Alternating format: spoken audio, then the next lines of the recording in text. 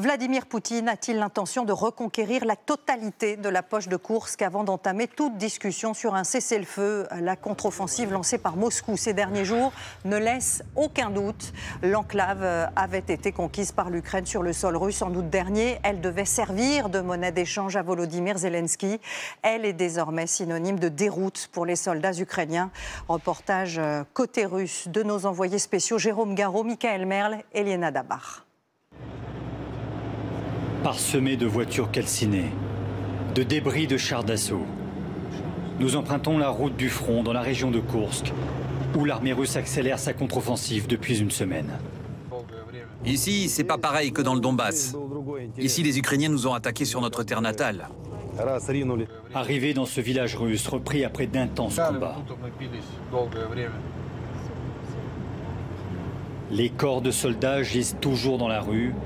Nous avons décidé de masquer ces images. Là, on est dans un village russe qui a été reconquis il y a quelques jours.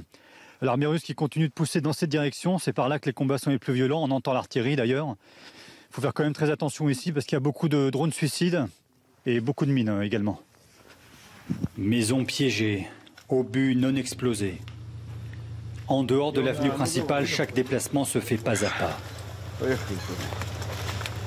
Rue après rue, ces villages sont reconquis depuis une semaine. Le drapeau russe accroché au bâtiment repris. Venez, on va entrer dans l'église. À l'intérieur, venez, on y va. D'après ces soldats, l'église a servi un temps de refuge aux habitants piégés dans ce village, pris entre deux feux.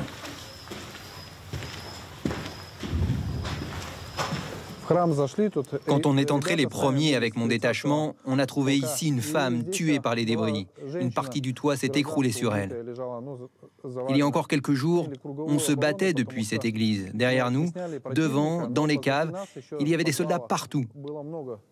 3 ans après avoir lancé l'invasion de l'Ukraine, la Russie a subi une incursion ukrainienne dans cette région de Koursk l'été dernier. 7 mois de combat et une bataille qui semble aujourd'hui toucher à sa fin. Vladimir Poutine concentre ses forces dans cette direction pour commencer les négociations sans un seul morceau de terre russe occupé. Opération commandée par ce général tchétchène.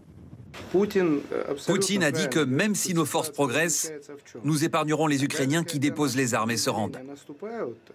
Plusieurs groupes se sont rendus comme ça. Impossible de vérifier ces informations de manière indépendante.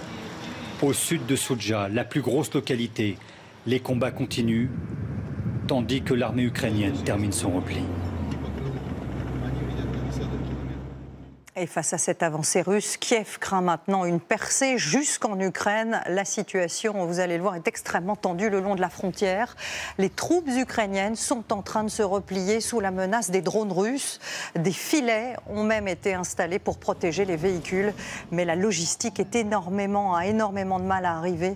Des images tournées ces dernières heures par nos consoeurs Charlie Nurel et Camille Souhaut.